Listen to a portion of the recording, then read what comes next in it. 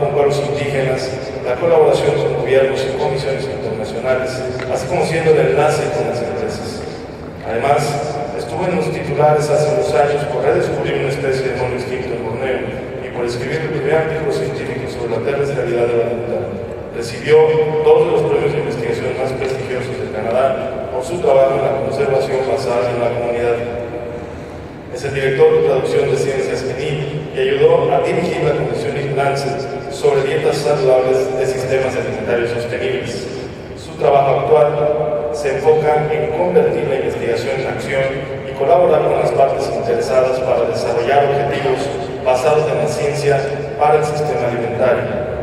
El Dr. Loken cree que si tenemos alguna posibilidad de alcanzar los objetivos de desarrollo sustentable y el Acuerdo de París, será debido a las organizaciones innovadoras y de rápido movimiento que alteran el status quo y le muestran al mundo una mejor manera de avanzar. Démosle la bienvenida al Dr. Loken. Perdón, es para ti,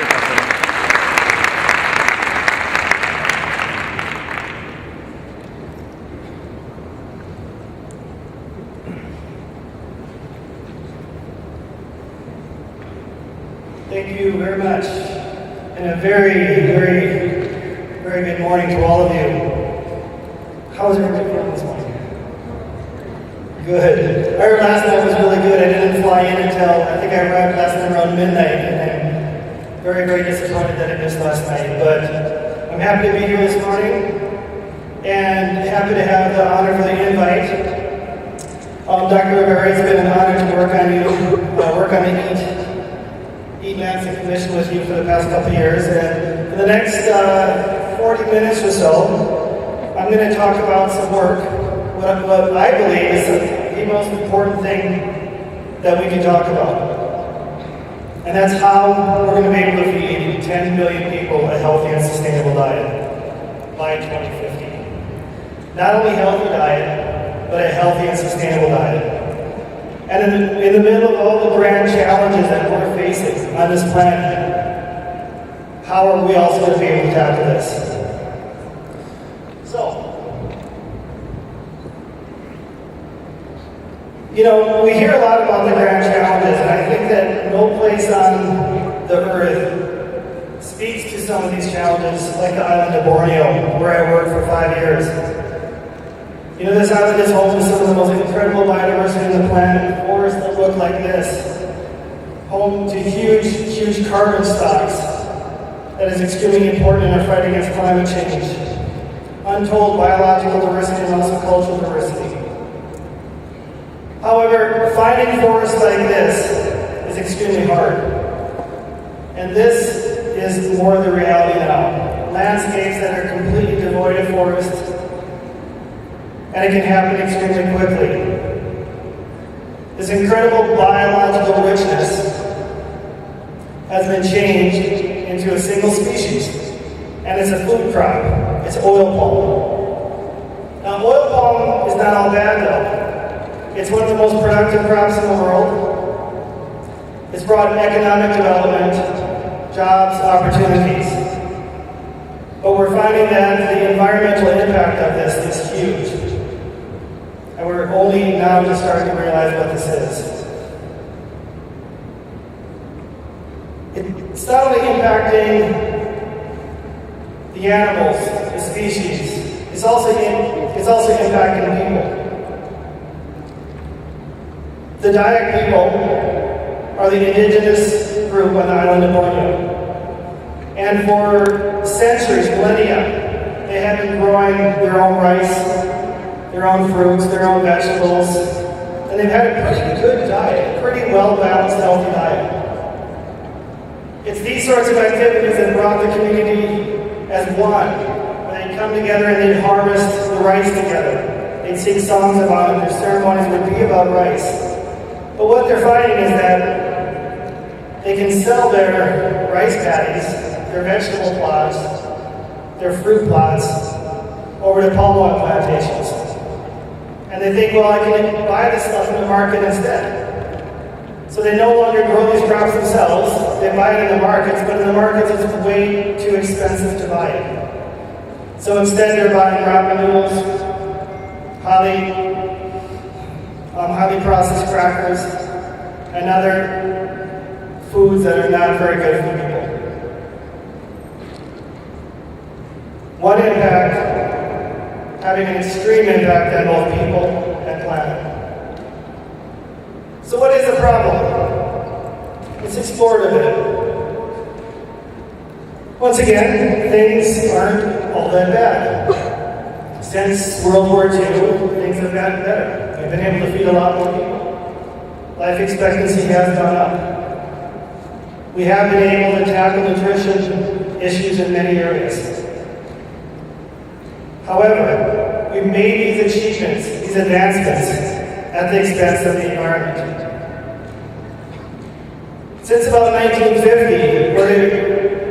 if you're looking at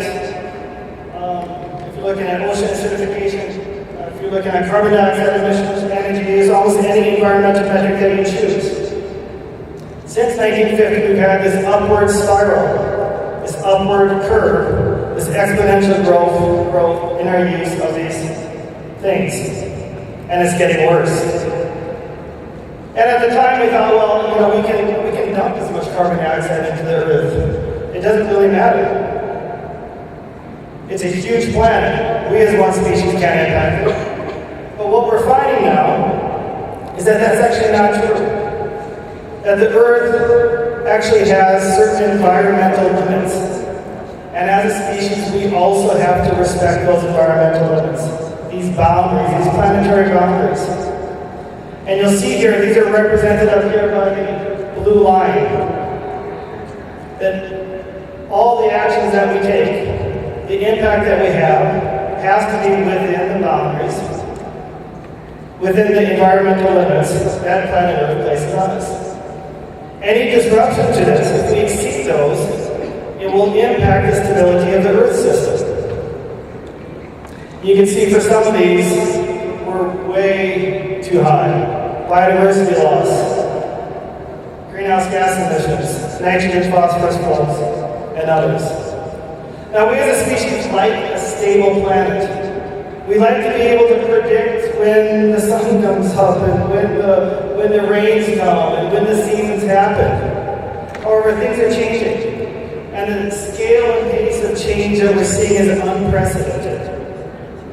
You guys probably saw this report, which was out last week, which said since 1970, 60% of animal species have been wiped out. Biodiversity is one of the cornerstones of the Earth system. And we're right at the edge in terms of what we can handle.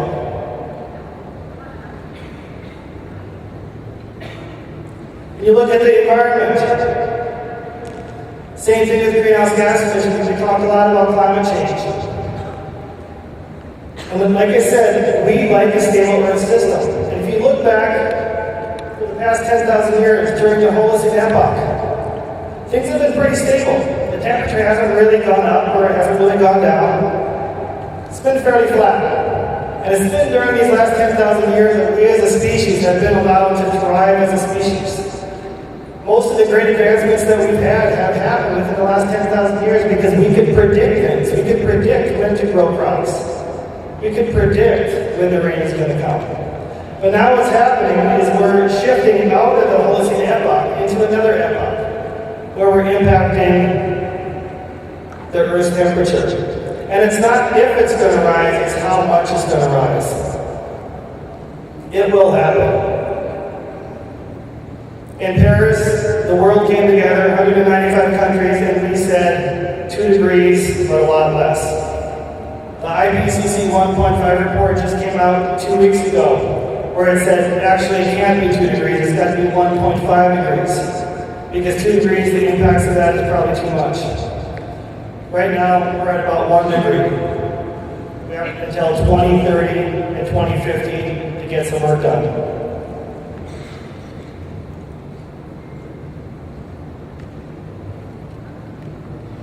We just lost the center.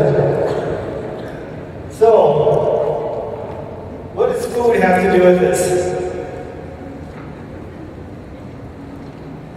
Food has everything to do with this. 25% of all greenhouse gas emissions comes directly from agriculture. 25%. If we keep on current track, by 2050, it'll be 75%. 40% of the land surface is used for food.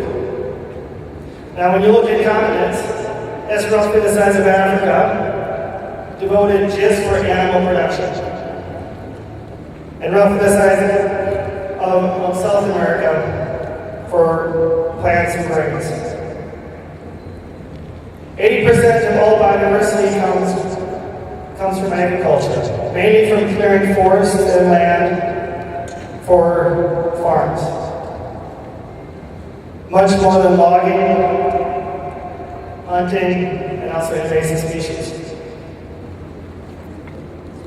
Nitrogen and phosphorus. We need to fertilize our fields, but we're putting too much nitrogen and phosphorus on in many areas. The US uses too much, Europe uses too much, and some parts of China. And what that does is that creates dead zones where nothing lives in these green environments. What we need to do is we need to figure out how to take the nitrogen and phosphorus from places where they're using too much of it and get it to places where they actually aren't using enough, like Africa. That will increase crop yields dramatically. So if you look at future impact, where we are today, you can see this 2010 over here, and where we will be in 2050 is a line, where's a bar underneath it. If you look at just greenhouse gas emissions, it'll be 188% impact of where we are today. Now that is pretty red up there, and that demonstrates that most of the impact comes directly from animal source foods.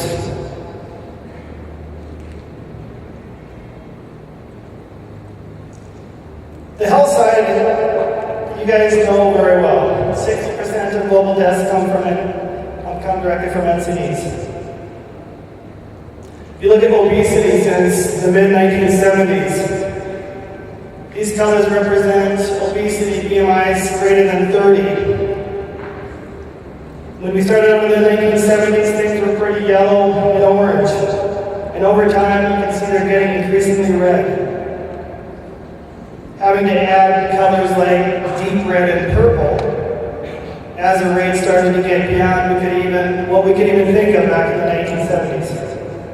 And this is where we are today. And we know the impacts that this is causing. And these numbers you're well aware of, so we don't need to go over those. Malnutrition still persists. We're not doing a good enough job. And we have till 2030 to do better, and we can. So food has absolutely everything to do with both people and planet. I thought this headline is quite interesting. Even some diets, which are counted as some of the most healthy diets in the world, like this is one of the best diets, the Mediterranean diet. We hear that all the time. It's dying out. People aren't eating it anymore, especially kids. They're much more attracted to fast foods, and people just don't have time. They don't have time to make meals anymore. Let's not talk about the problem anymore. I actually don't, I think I've talked about the problem enough. I think right now it's time to move on and talk about the solutions. We all know what the problem is. We don't really need a lot more studies to further understand the problem. Yes, we can further refine it, but we know things are bad and we have to do something about it. So what can we do something about? So the Eat Management Commission on Food, Planet, and Health. We've been working on this for the past almost 3 years. It's been a long time back here, hasn't it? What we've been working on is trying to answer the big question: how do you feed 10 billion people a healthy and sustainable diet? Not just a healthy diet. And in the past, we focused on quantity. Let's produce calories for people. And now we're saying, how do we feed and guarantee every single person on this planet a healthy diet that's good for people, but does it within the environmental limits the planet Earth places on us?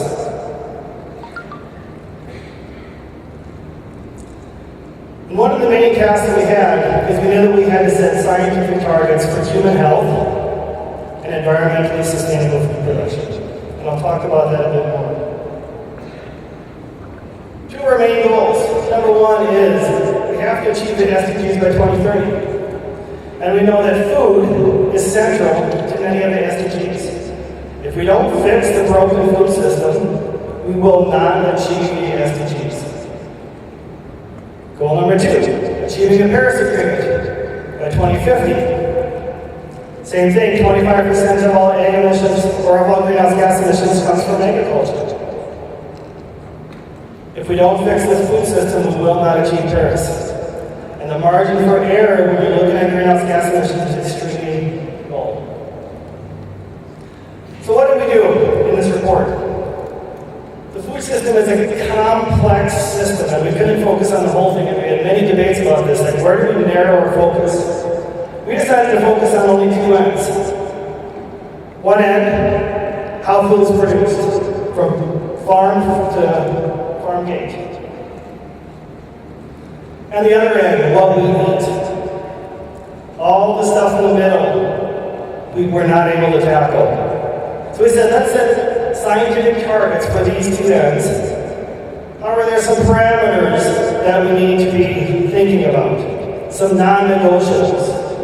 One of those non-negotiables is we have to do this within the environmental limits that Earth places on us, within those planetary boundaries. The other one, we need to do it within the human dietary requirements, the human boundaries. We have to ensure that every single person on planet Earth, not just now, but by 2050, has access to a healthy diet.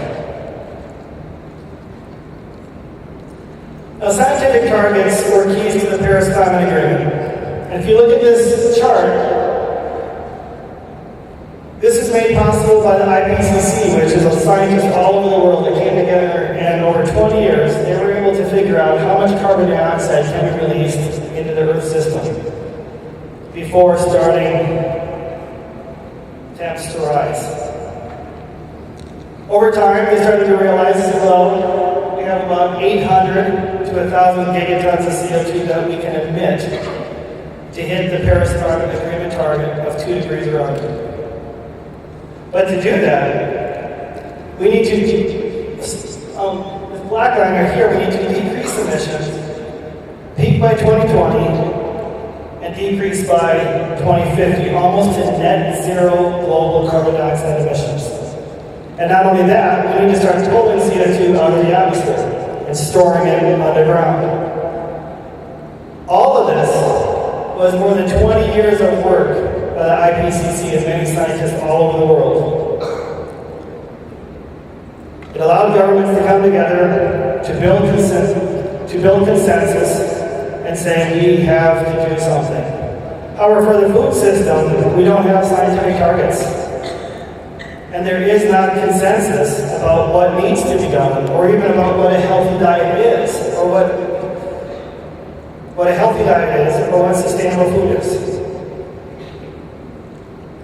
So that was our task. Setting targets, scientific targets, for healthy diets was the first task. What we did is we set out and we looked at the best science, the latest science out there, and what does that say for the amount of whole grains, vegetables, fruits, proteins, dairy, all the large food groups that we need, only from a health perspective. We did not look at the environment. We didn't want to think about what was bad for the planet. We just wanted to look at what was good for people and set those in grams per day. And also, we have a pretty large range for each one of these food groups. We did the same for the Earth, for the food system. If we produce food, how much impact can it have? And this is the one that we talk about the most. It's how much CO2 can we emit. If we stop eating red meat, it's less CO2. However, we wanted to adopt a much broader approach. we had to move beyond just greenhouse gas emissions, so we also looked at how much water could you use for this food, how much nitrogen and phosphorus could leak into the waterways, how much biodiversity could we lose, and how much land could we convert from producing all the food. If we stay within the boundaries that we set, we could call it sustainable. We then took those two ends and we merged them into what we're calling a safe operating space for food systems. This orange space. This is the safe operating space that we need to be functioning, that all decisions need to be made. The two boundaries of it, the lower boundary, is the minimum amount of food that we need as a human. The upper one is the maximum environmental impact and the maximum of food that we need as a human. So if you're looking at 200 to 400 grams of vegetables, let's say, 200 would be the lower, 400 would be the upper. But the idea is that we need to start thinking in a safe operating space, a space that all decisions, all policy decisions need to be made. Because this is the current situation. We have different types of diets out there. We hear a lot about the lose-lose diet. Bad for people, bad for planet. But there's also the win-lose diet. There are actually some diets that are pretty healthy, but they're produced in an environmentally unsustainable manner. There are also lose-win diets. Diets that are environmentally friendly, but they're bad for people. They don't give people what they need. If you're thinking about sub-Saharan Africa and all the starchy vegetables that they eat in the south. Well, what we're shooting for is this win-win space. This space where we are giving people food that is good for people, is healthy, and it's done within environmental limits of planet Earth. So how do we achieve that? Well, the Eat Lancet report will finally come out in January. January 17th is when it will come out. But in the meantime, we just had an article published in Nature, which formed the analytical foundation for this report, and I'll spend the next 15 minutes or so talking about that. It's this paper right here. Options for keeping the food system within environmental limits. So, how do we do it? What strategy do we adopt? Shifting diets is an obvious one that we all talk about quite a bit. But shifting to what diet out there? Well, we looked at a couple ones. The first one, we are calling the guideline diet. And we called it the guideline diet because we looked at some of the international guidelines out there in terms of what others are recommending. And this is a max red meat intake of 300 grams per week, sugar of 5% energy intake, and minimum levels of fruits and vegetables. That's just if we meet guidelines, international guidelines out there. But then we also assessed, well, let's look at what the literature is saying in terms of what we need. And we went, it was like guideline plus, and we're calling that the healthy flexitarian diet, where that's even a much larger shift away from animal source foods. It's approximately 100 grams per week of red meat. Limits for white meat as well, and a lot more focus on the legumes, nuts, and vegetables. Strategy shift number one. This is what it looks like, the healthy flexitarian diet. So you can see, if you look at the protein sources, there is a shift away from animal source foods. When you think about 14 grams per day for all red meat, that's approximately 300 grams per month or a little bit more. That's a large hamburger per month. It's not very much red meat.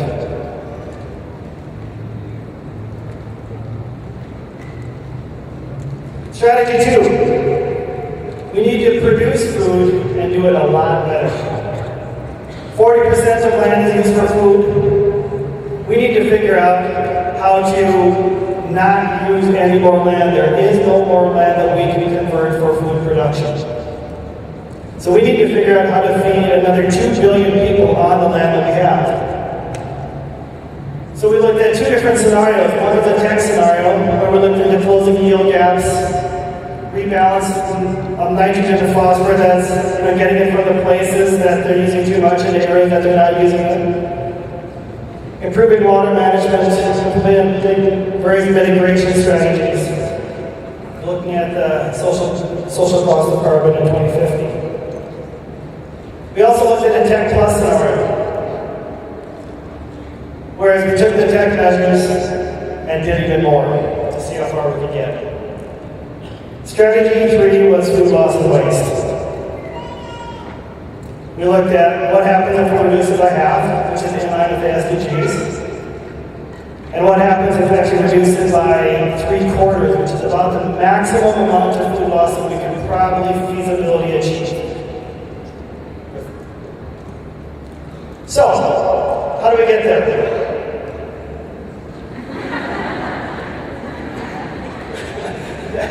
Well, that's kind of obvious. I will wait to go on until you guys can see how to get where that's from. Did you guys see the last graph? Okay, so it's just this one that we stopped on.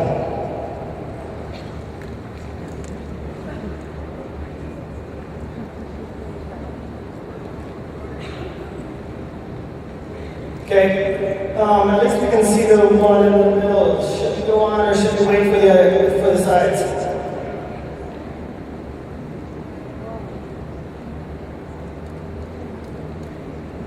All right, let me just go on. So we need to get.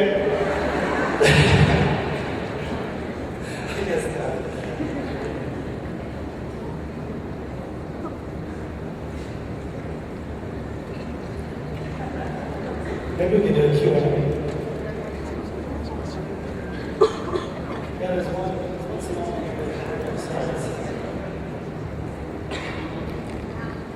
Okay, I'm going to talk really quickly about something. All right, so the red line is where we're going to be in 2050. That is the impact. It's 188%. We're looking at just greenhouse gas emissions of where we are today. The black dot is where we have to get. We need to decrease our impact from the red down to the black line. How do we do that? Let's look at the various strategies that we just looked at.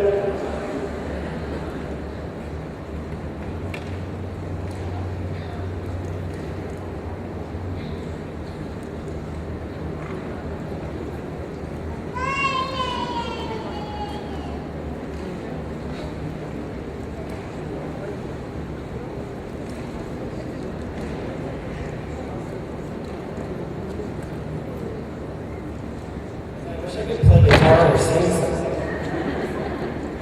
You guys.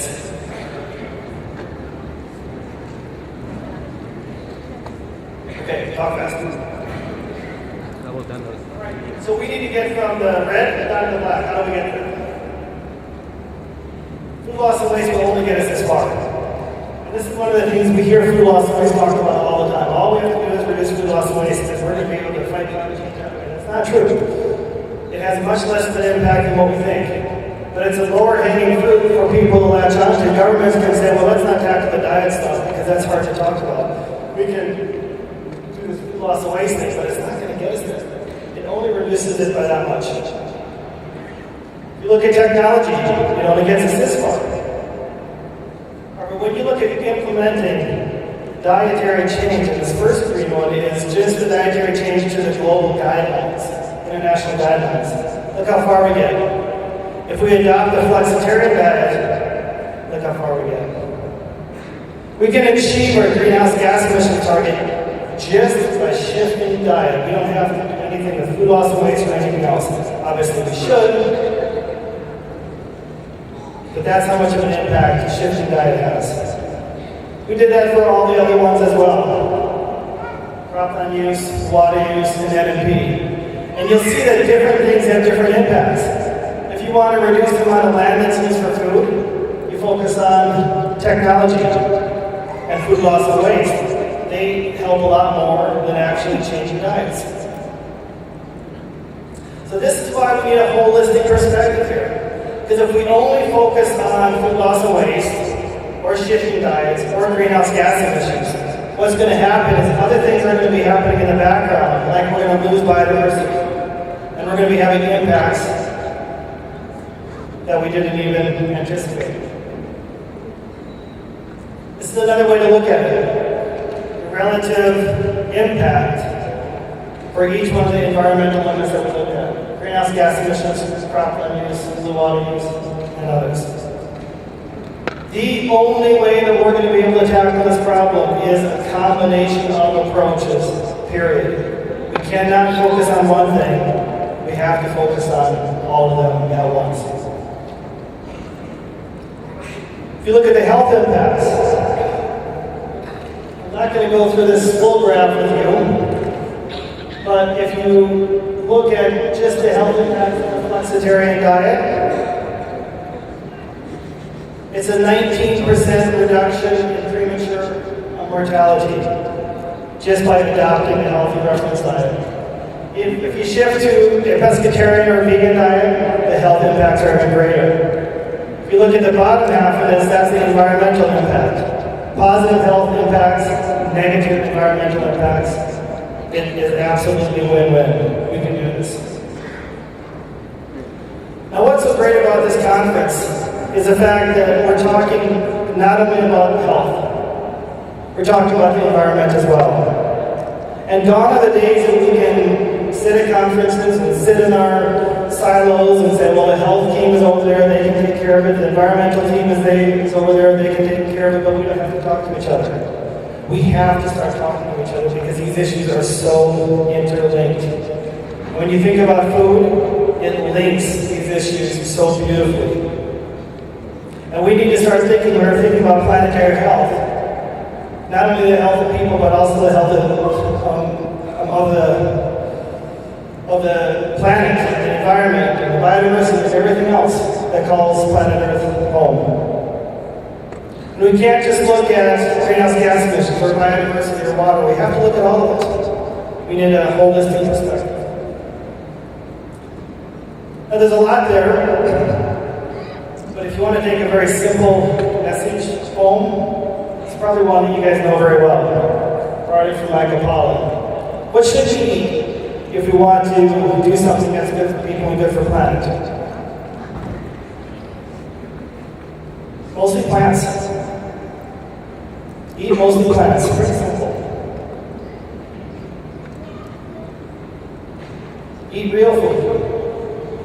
We can debate what real food is, but I think when you go into the supermarket, you kind of know what is real, especially when you look at the ingredient lists. And eat just enough. Waste none. And that's not just food waste on what you throw in the garbage. If you overeat, if you eat more calories than what you need, that is also food waste. So I think if we all live by these three simple rules, and I think most of you probably do, we will get a long way there. The challenge is, moving forward, is to deliver this to 10 billion people by 2050. The positive message here is it's absolutely achievable, and we can do it with food.